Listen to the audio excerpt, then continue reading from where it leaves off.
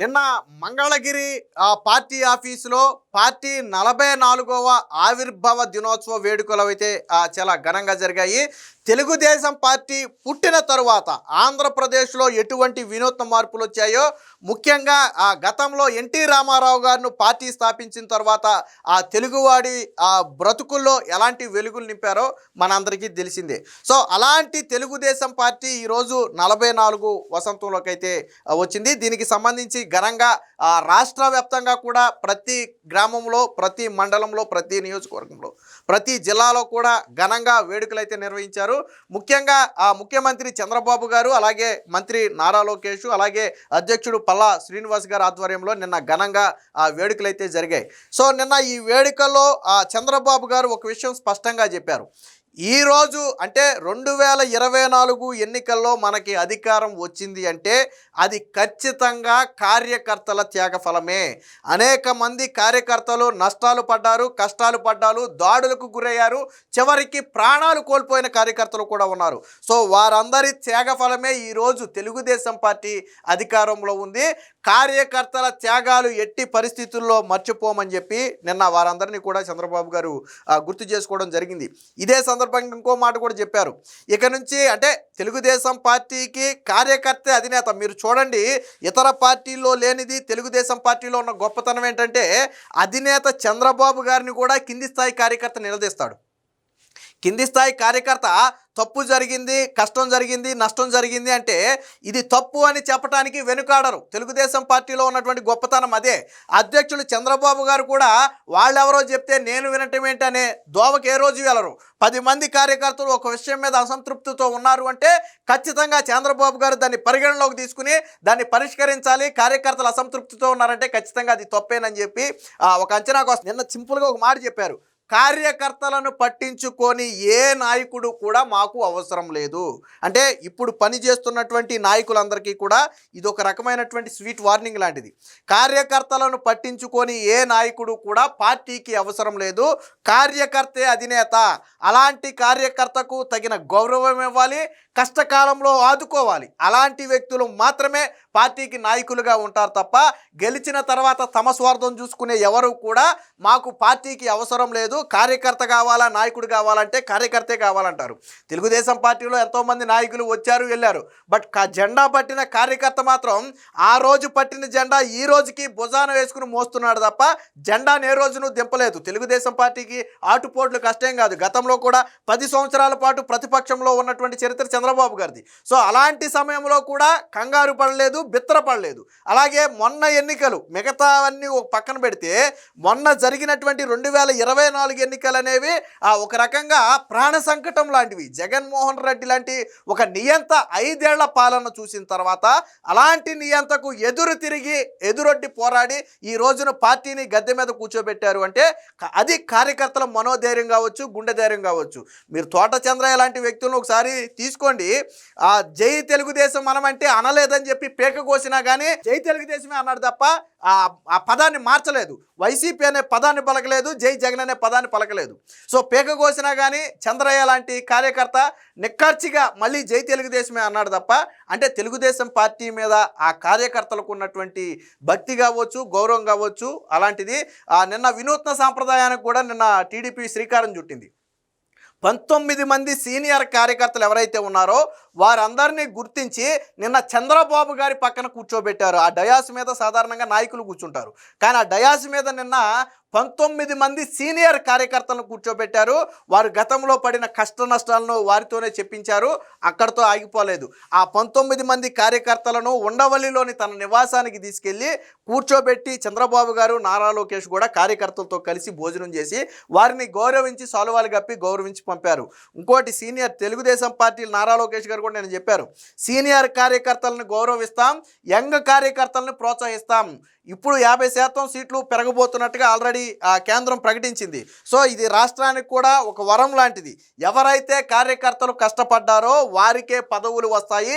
కష్టపడే కార్యకర్తలను గుర్తించాల్సిన బాధ్యతను నారా లోకేష్ మీద పెడుతున్నట్టుగా నిన్న చంద్రబాబు గారు కూడా చెప్పడం జరిగింది. సో ఈ కార్యక్రమానికి సంబంధించినటువంటి ఒక వార్త కూడా వచ్చింది, ఒకసారి చూద్దాం. కార్యకర్తే అధినేత, సమర్థవంతంగా పనిచేస్తే ప్రజాప్రతినిధులు మీరే, పునర్విభజనతో 50% సీట్లు పెరుగుతున్నాయి, మహిళలకు 33% రిజర్వేషన్, కార్యకర్తలను పట్టించుకొని నాయకులు మాకు అవసరం లేదు, తెదేపా 44వ ఆవిర్భావ దినోత్సవ సభలో పార్టీ అధినేత చంద్రబాబు.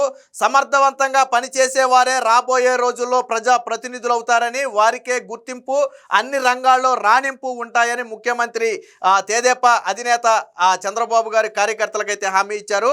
నియోజకవర్గాల పునర్విభజన కారణంగా ఈసారి 50% సీట్లు పెరిగే అవకాశం ఉందని, చట్టసభల్లో మహిళలకు 33% రిజర్వేషన్ వస్తున్నాయని చెప్పారు. క్రమశిక్షణతో పనిచేసే పార్టీని పటిష్టం చేయాలని, అలాంటి వారిని గుర్తించే బాధ్యత లోకేష్ తీసుకుంటారని వివరించారు. రాజకీయం చేస్తా, అదే సమయంలో అభివృద్ధి సంక్షేమం చేస్తా అని స్పష్టం చేశారు. తెదేపా 44వ ఆవిర్భావ దినోత్సవం సందర్భంగా మంగళగిరిలో నిర్వహించినటువంటి ఈ కార్యక్రమంలో అయితే ప్రసంగించారు. దీంతో పాటు అధ్యక్షులతో పాటు నారా లోకేష్ గారు కూడా పాల్గొన్నారు. సో ఇక్కడ చూడండి, ప్రస్తుత అధికారం కార్యకర్తల త్యాగ ఫలమే, కార్యకర్త లేకపోతే తెదేపా లేదు, అందుకే పార్టీలో కార్యకర్తే అధినేత, ఇది కొత్త సాంప్రదాయం, దీన్ని ప్రవేశపెట్టిన లోకేష్ని అభినందిస్తున్నా.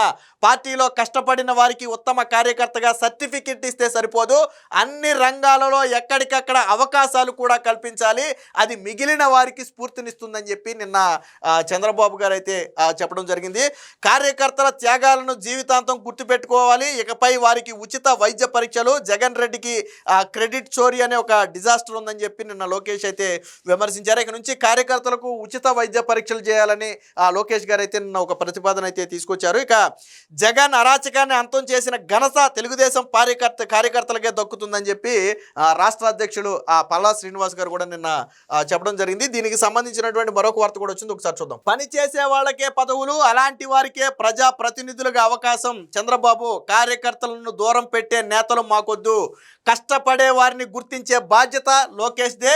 అమరావతి దేవతల రాజధాని, అది కొందరు రాక్షసులకు ఇష్టం లేదు, ఇక 3 ముక్కలాటకు తావులేదు, ఆర్థికంగా ఇబ్బందులున్న కార్యకర్తలు కాలర్ ఎగరేసేలాగా పాలన అందిస్తున్నాం, చేస్తున్న మంచిని ప్రతి ఒక్కరికి వివరించాలి, ప్రతి ఎన్నికల్లో కూటమి గెలవాలి.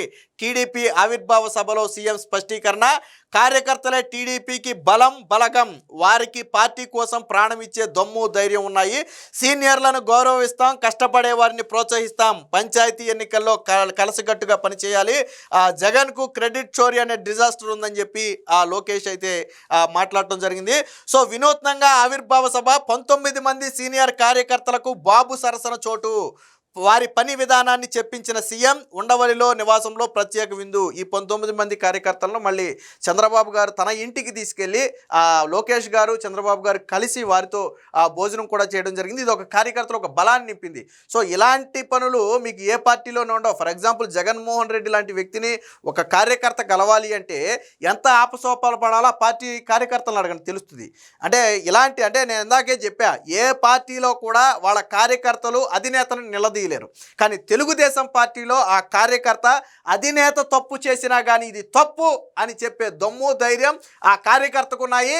దాన్ని అంగీకరించే గుణం తెలుగుదేశం పార్టీ అధినేతకి చంద్రబాబు గారికి కావచ్చు, లోకేష్ గారికి కావచ్చు, వారికి కూడా ఉన్నాయి. అంటే ఇలా సమన్వయంతో వెళుతున్నారు కాబట్టే 44 సంవత్సరాలైనా కానీ పార్టీ చెక్కు చెదరలేదు. ఎంతోమంది వచ్చారు వెళ్ళారు తప్ప తెలుగుదేశం పార్టీకి ఉన్నంత క్రేజు ఆ దేశంలో కానీ మరే పార్టీకి లేదు. మీకు దాదాపుగా 1 కోటి మంది సభ్యత్వం ఉన్నటువంటి ఏకైక పార్టీ, అంటే జాతీయ పార్టీలతో పోలిస్తే ఒక ప్రాంతీయ పార్టీకి 1 కోటి మంది సభ్యత్వం అనేది దేశంలో ఏ పార్టీకి లేదు. సో అలాంటి ఘనత కూడా తెలుగుదేశం పార్టీకే సొంతం. సో మొత్తంగా ఒక విషయాన్ని అయితే నిన్న స్పష్టంగా చెప్పారు, ఎవరైతే కష్టపడతారో రేపటి రోజున వాళ్లే నాయకులు. చంద్రబాబు గారు కూడా చెప్పారు, ఉత్తమ కార్యకర్తని సర్టిఫికేట్ ఇస్తే సరిపోదు, వారికి ఎక్కడ అవకాశం ఉంటే అక్కడ ప్రజాప్రతినిధులుగా అవకాశం కల్పించాలి. మండల స్థాయి కావచ్చు, జిల్లా స్థాయి కావచ్చు, రాష్ట్ర స్థాయి కావచ్చు. సో వాళ్ళ పనితీరును ఆధారంగా చేసుకుని వాళ్ళకి నువ్వు గుర్తించినప్పుడే మిగతా కార్యకర్తలో కూడా మనోధైర్యం వస్తుందని చెప్పి చెప్పడం జరిగింది. మొత్తంగా నిన్న సీనియర్ కార్యకర్తలను గౌరవించడం కావచ్చు, కష్టపడిన వారికే పదవులు ఇస్తామని చెప్పి చంద్రబాబు గారు హామీ ఇవ్వడం కావచ్చు, మొత్తంగా తెలుగుదేశం పార్టీ కార్యకర్తలు ఒక జోష్ అయితే నిండింది. మొత్తంగా రాష్ట్ర వ్యాప్తంగా ఈ 44వ ఆవిర్భావ దినోత్సవ వేడుకలు అయితే ఘనంగా నిర్వహించారు.